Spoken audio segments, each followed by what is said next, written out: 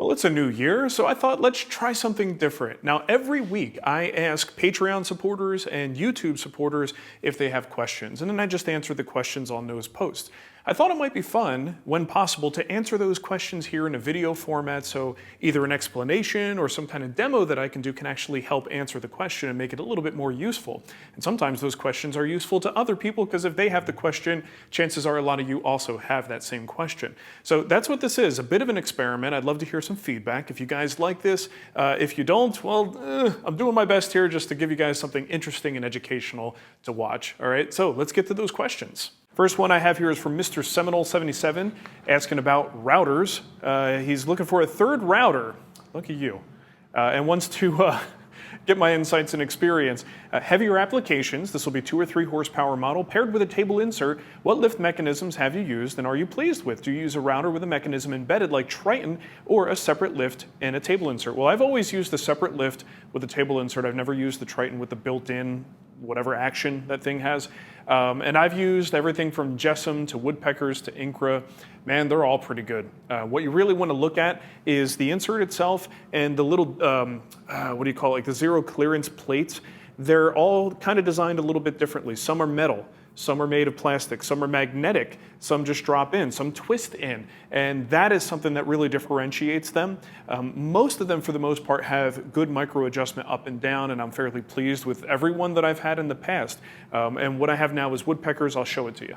Now, the Woodpeckers actually has an Incra plate in it, and I believe if you buy, I don't know, I think Rockler does this too. Incra makes a lot of the inserts for these companies. So those work pretty well. If you look inside here, I've got a Porter cable router and that Incra lift. This thing works great. I got no complaints about this at all. But recently, Jessam came out with their PowerTech router. This has a variable speed that's adjustable on the controller. I don't really know for sure that this will even fit in that insert, but if you went with a Jessam setup and you got this as your router, I don't think you would be unhappy at all. But as you can see, I haven't even opened it yet, but I will soon to check it out. Now, Antoine wants to know if I got any cool Christmas gifts this year. I did, actually. Nicole knows I love gadgets. She got me this little bird feeder that has a camera attached to it and snaps pictures of birds. It's goofy, but it's fun. We're gonna set it up here at the shop because we've got a lot of trees around the shop, so it's kind of a good spot for that. So that'll be fun. So Lewis wrote in, he says, do you know or have you heard about the Harvey line of table saws? Their 36-inch 2 horsepower version looks pretty well equipped, full cast iron top, dust collection and T-slide fence. I see it regularly go on sale for $1,700, seems like a really good deal. I just haven't been able to find many reviews on them. Well, here's the thing with Harvey. I have trust issues with Harvey. My only experience directly with a Harvey product was the miter gauge, and I was really unimpressed for the way that they sell it and the price that they charge. Their marketing tactics, their customer service, all of that was generally not great. If you haven't seen it, go check out my review on the miter gauges to see my experience. But that's just one model, one unit that I had my hands on and my particular experience. The trick with this though, and this is the landscape that we're in right now, tool reviews are a mess because so many of these companies have caught on to this magic thing called influencer marketing, and it is amazing what can happen if you just put your tools in the right hands. You don't even have to pay them money. You just give them your tools and people will sing your praises. You have to be so careful when you watch reviews these days because it's really hard to tell. People aren't necessarily disclosing their relationships with companies. They're not disclosing how they got the tool, and a lot of times they're reviewing a tool that literally just arrived in their shops and aren't even spending any time with it, or maybe don't even have anything to compare it to.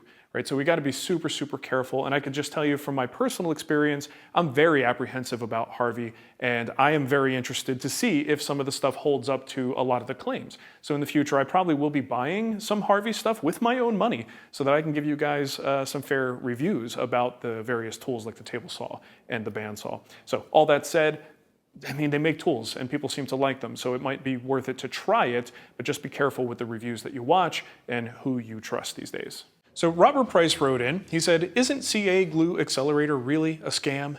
Can't we just use water? And Alex Adams has to pile on and says glue manufacturers hate him because of this one weird trick. So a little backstory. Recently someone posted online a video about CA glue accelerator being a scam and that all you really need to use to accelerate CA glue is water.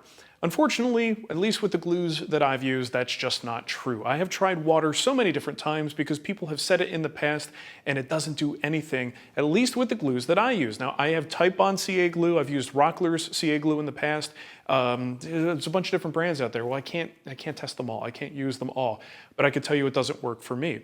The chemistry of the curing, I think the problem is people learn that CA glue cures with moisture, and typically it's ambient moisture, and the moisture that might be in the wood that you're gluing together. Yes, that's how it cures. But the way that CA glue is prevented from curing in that bottle is it has an acid stabilizer in there to help it stop curing. So the way accelerators work is they bring something that's more basic, and it essentially raises the pH. It basically takes the inhibitor away so that it can cure with the ambient water. So adding more water on top of an inhibited chemical isn't necessarily going to kick off the reaction. You still need to remove the inhibitor to make it go a little bit faster. So let's just do a quick little test with the glues that I do have on hand and see if water does anything at all.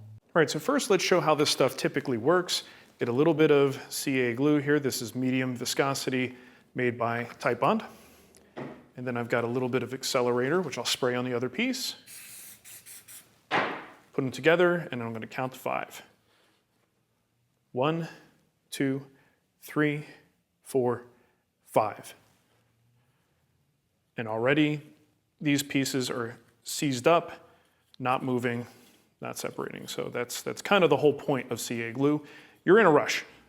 So now let's do the same thing with a little bit of water. A little bit of glue, spritz of water. Boop, boop. Ready? 5 count. 1, 2, 3, 4, 5. Comes right apart.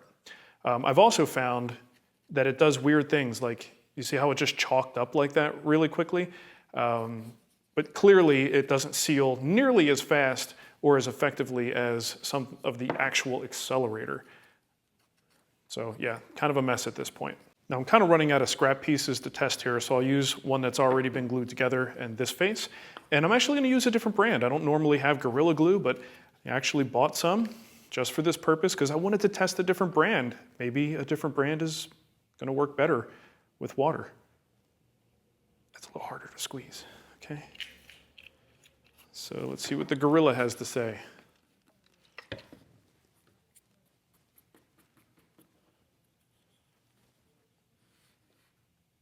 One, 2, 3, 4, and 5.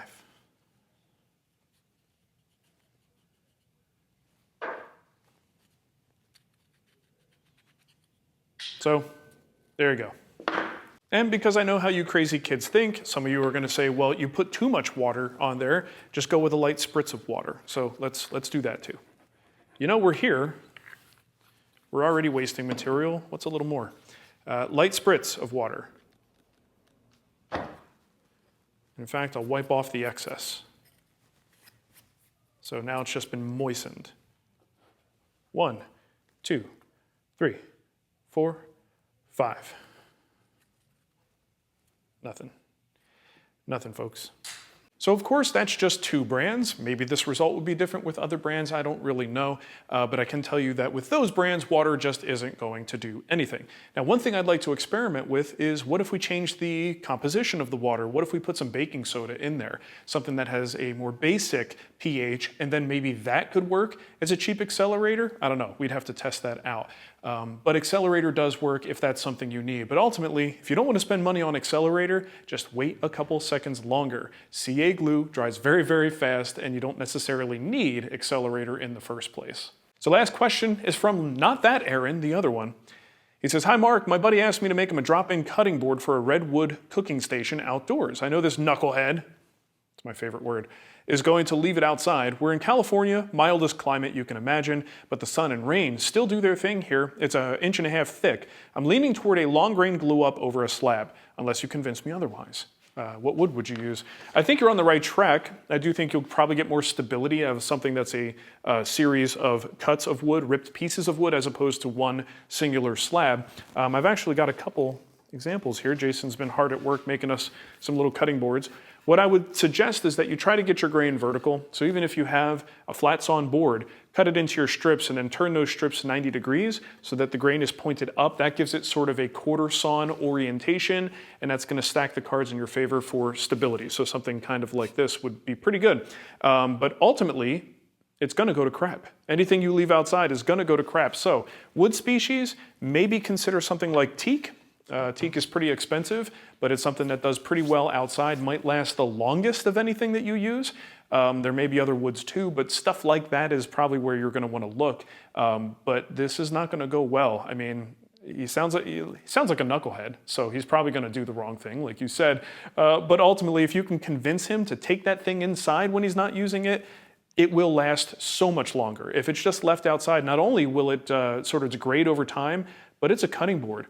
I wouldn't want to use a cutting board that's been sitting outside. That's going to get pretty gross real fast. So I think the bigger challenge here is convincing your friend to take this thing inside. That's what I recommend.